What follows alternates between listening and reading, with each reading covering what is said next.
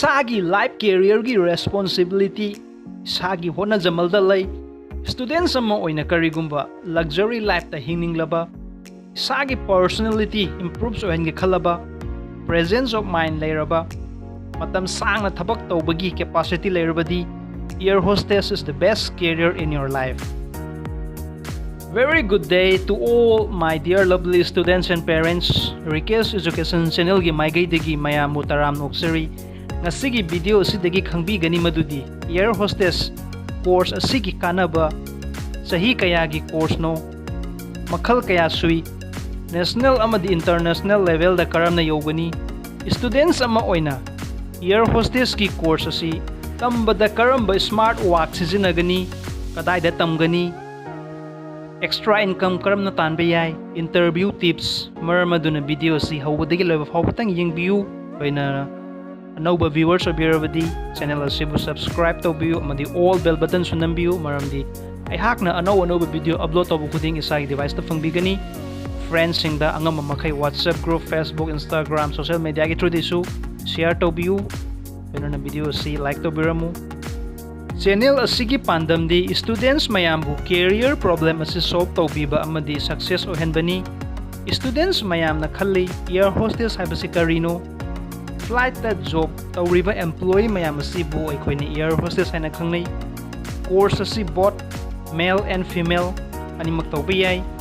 after class 12 it may be science stream or arts stream pass pu tawragadi course asi tambayai percentage maru oide course asi tamdringaida munna khanbiu wakhalda course ama tamdringaida sai thanta hangbiu ai miyam gi mamangda face tawba ngamgadra ai hotna ningba mira matam sangna flight ta lepaga mayam gi sewa tawba ngamgadra ayuk nungthil numidang anytime emergency da thabak chatpa ngamgadra communication improve ngamgadra tawtabu aina huzik panjakriba point mayam asi training manungda lakani maramaduna training si tawar matungda sana improve oiba ngamgani amadi mi ama oina poklaga asidi irai ba thabakni haina khallagadi most welcome in air hostess course air hostess ki life asigi nungaiba hairagadi luxury life amani haiba yai yamna nana kina laigadaba profession amani nupa oirabasu or nupi oirabasu with smiling face maru oi maramdi flight ta tongliba customer asi 80% di senjao paiba ngaktani ina kaira khullaba customer oina number fangnagani makhoibu fazana welcome tawbiba seat number check tawbiba food serve tawbiba customer service phajanba haibasi air hostess amagi mathauni air hostess courses asida makhal gi course lay number 1 airport ground services haiba maramdi aikoina airport ki ground da customer gi porakleba potsai adu check tawbagumba flight ticketing check tawbiba asi waikoina airport ground services kowi ani subada air hostess and flight steward haiba maramdi aikoina flight ki manungda customer bu sewa tawbadu bu aikoina air hostess and flight steward kowi number 3 aviation cargo haiba maramdi customer na porakleba bag moigi product sing adu phajana mateng tawbiba number 4 hospitality and customer services haiba maramdi customer singi hospitality adu phajana mateng tawbiba number 5 aviation security awareness basic haiba maramdi flight asu security maru oi maramaduna sigi matangda customer singda help tawbiba number 6 pilot training Pariba flight adu gi pilot adu maru oi maramaduna pilot adu training tawbiba amadi last number 7 flight departure haiba maramdi flight paiba matamda paidringai da check tawba du boi koina flight departure kowi air hostess course ki eligibility amadi criteria adu di number 1 da English spoken is compulsory number 2 18 to 26 years of age oikadaba number 3 12 pass in any stream, it may be science, arts, commerce or graduate, both male and female. Number 4 height asi minimum 157.5 cm oigadaba foot ta hairagadi 5.1 minimum. Weight ti according to their height yamna su padaba amadi yamna su noidaba. Number 5 unmarried. Number 6 haksang phaba. Number 7 mid soktaba amadi drug amasung alcoholic sizinadaba maramdi medical test haiba malakani. Number 8 skin clear oiba. Yamna su fair oidrasu yai adubu fair oiragana hena chance heli. Course asi 1 year gi course ni tamdringay da interview round ama lakani maramdi profession asi nahak na sanay or sanade haibagi institute asida tamlaba matung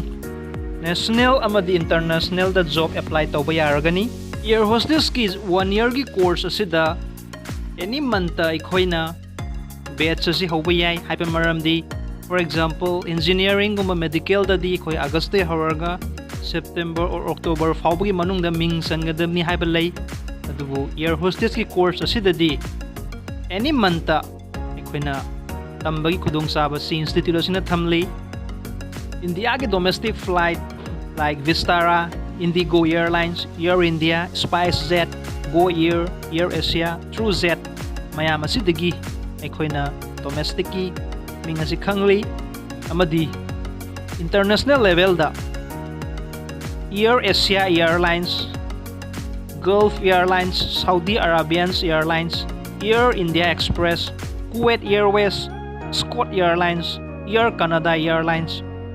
KLM Airlines, Sri Lankan Airlines, China Eastern Airlines, Oman Air Airlines, Tiger Airways, Emirates Airlines, Philippine Airlines, Turkish Airlines,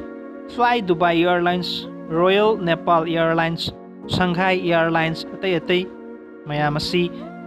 ikhoina karigumba course si tawba loiraga loiramdai sida ahamada national gi oina habidi domestic ki oina job ki interview kayama tawgani. Job asi tawraba matung international level da yoge hairagadi chahi amma domestic ta experience lair matung international asida try tawba yagani. Salary asi national amadi international level asi 15k to 2 lakh per month oy. Karigumba asidagi ahenba salary amuk try tawge hairabadi personal private jet ki air hostess na amuk hena salary sawi masida tawba yai. Personal private jets kanana sizinay hairagadi big businessmen like Mukesh Ambani, Ratan Tata, Lakshmi Mittal, Gautam Singhania, celebrity like Ajay Devgan, Salman Khan, sports person like Virat Kohli, Ronaldo, Messi mayam asina personal private jets sizinaba ngaktani amadi salary asi above 2 lakhs per month above oy. Any students, it may be male or female, extra income karam na tanba yai hairagadi isana tamlibo course asigi abadi air hostess ki course asigi update madi experience asi YouTube channel hanglaga mayam da share tawba yai. Hawgatlagliba students mayam su air hostess ki course asi tamningba kaya malay idea di laytaba maramudun everyday natraga weekly or monthly sagi video asi YouTube ta upload tawraga extra income asum na tanba yai. Course asi tawdringay da round ama interview institute na tawgani. Interview asi ay hag samag na online natraga offline gi through the students ta taksagani karam na khungani karam na response tawgani haibagi problem mayam adu solve tawbigani as a free of course. Marak thatna ay haki atopa YouTube channel like biography story ming na RIKESH technique channel asi busu mayam na yung sibidana awudi lo fauptang yung view madi subscribe tawbiyo. Courses sing asi anywhere in India like Imphal or Guwahati natraga atopa state taning mafamda tambagi udong saba si thamzari marmadun screen da piriba contact number madi karigumba WhatsApp number da contact tawning ba leragadi number sing asi da contact tawbirao.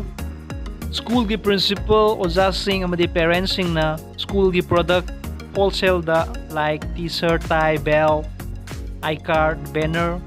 makal gi product kaya amadi school smart software mayamasi kariguma pambiragadi